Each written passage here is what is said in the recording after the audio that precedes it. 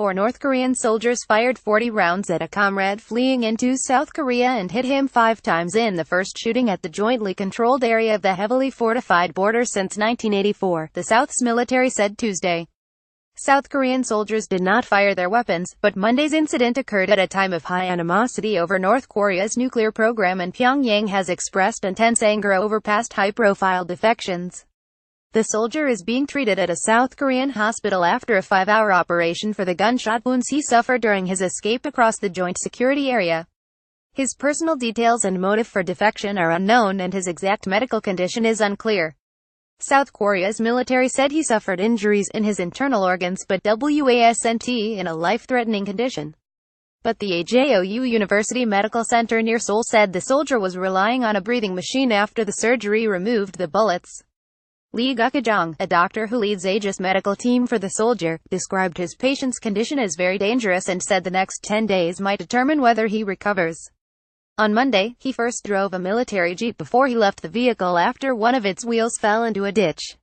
He then fled across the JSA, with fellow soldiers chasing and firing at him, South Korea's military said, citing unspecified surveillance systems installed in the area.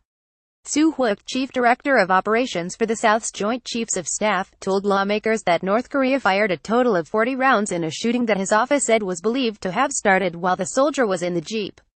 The soldier was found beneath a pile of leaves on the southern side of the JSA, and South Korean troops crawled there to recover him. A UN command helicopter later transported him to the AJOU Medical Center, according to South Korean officials. The North's official media HASNT reported about the case, but it previously accused of Seoul of kidnapping or enticing its citizens to defect. About 30,000 North Koreans have fled to South Korea, mostly travel via China, since the end of the 195,053 Korean War. The JSA is jointly overseen by the American-led UN Command and by North Korea, with South Korean and North Korean border guards facing each other only feet apart. There are a cluster of blue huts straddling blocks of concrete that forms the border line and other building in the area. It's located inside the 4-kilometer-wide, 12-mile-wide mine-strewn demilitarized zone, whose northern and southern boundaries are guarded by barbed wire fences and combat troops.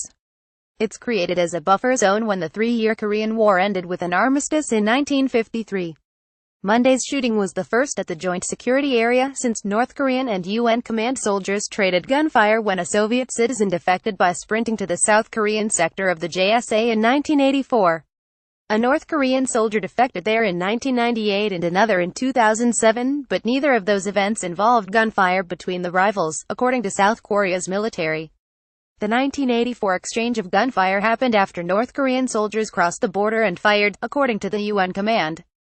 In Monday's incident, it wasn't known if the North continued firing even after the defector was officially in the southern part of the joint security area. The UN command said Tuesday that an investigation into the incident was underway.